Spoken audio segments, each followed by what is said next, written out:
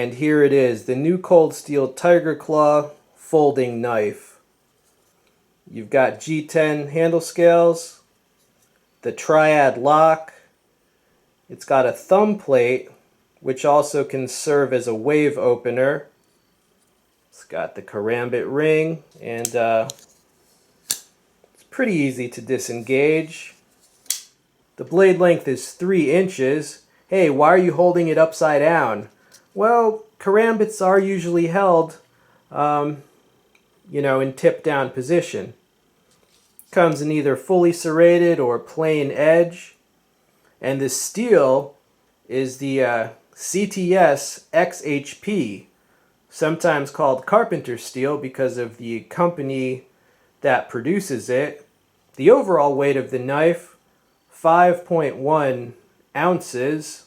Designed by Andrew Demko. Now in the advertisement they say that he was an electrician at one point, and that influenced this design. Well, you can see this is an electrician's knife, a Smith & Wesson electrician's knife. You could see how you could cut wires with that, correct?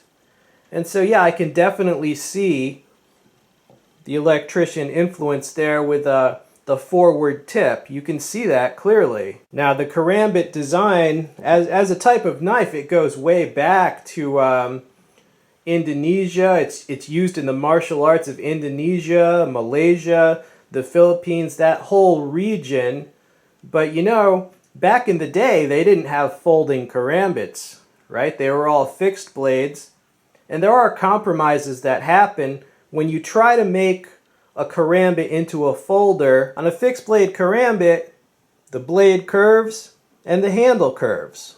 But if you imagine a pivot right there, trying to make this a folder, you got a big problem, because with the blade curving and the handle curving, if you try to fold that blade into the handle, it's curving the wrong way to fold into the handle, right? So you see when they make it a folder, the handle is a lot more straight, right? Because with a fixed blade, you can continue the curve, right?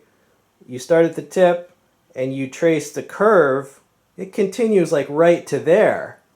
But if you start at the tip and try to trace the curve here, right, it ends there. So this is a curve and then basically straight. So this tip ends up being a lot less forward relative to the handle. So if you're used to a fixed blade Karambit, this is going to handle differently. The tip is less forward, so it's going to hook into the target less. It's going to give you a bit less leverage, right? And if you compare this to a more traditional Karambit, right, this Chris Cutlery Karambit, you see the difference in curvature is even more extreme, right? This curves way more, the tip is way more forward. When you hook into someone with this, that thing is hooked in them. You're basically gutting the target with something like this. And another compromise, when you make a Karambit into a folder, the blade can't be that long because it's a 3-inch blade.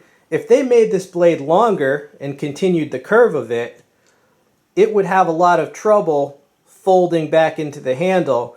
The reason that they can make this 4 inches and this has to be 3 is because this part of the blade is relatively straight.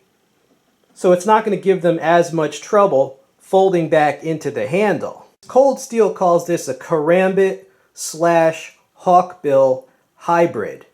And I totally see why they're saying it's a hawkbill hybrid, just for all those reasons that I just pointed out. In my opinion, the reason that the tip-down grip was so favored back in the day is because the outside slash with this hand position is so physically powerful, right? Because the outside slash, right, it's like the force of a boxing hook, and you can get your waist turning and your hips turning into that outside slash, and there's just so much strength and leverage that I can see why that became popular. I did choose to go with the full serrated. I just think it goes with the ripping and tearing and gutting that this blade shape could be used for. You know, the price tag on this is $120 currently, and it uses, you know, it uses the super steel, so-called super steel. And as we've discussed with the Black Talon too, that steel is overkill from the perspective of using it on the likely soft targets that this is made for.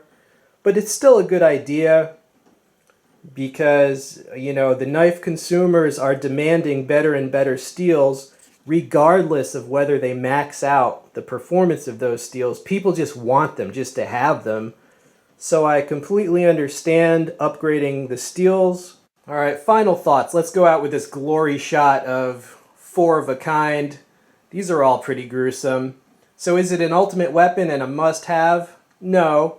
But at the same time, it's an incredibly durable knife. I mean, look how wide that blade is. It has a lot of strength in the tip, and the triad lock just gives it more strength, as well as the thickness of the G10 handle scales. So it is a very solid design. All right, this has been We All Juggle Knives. I'm out.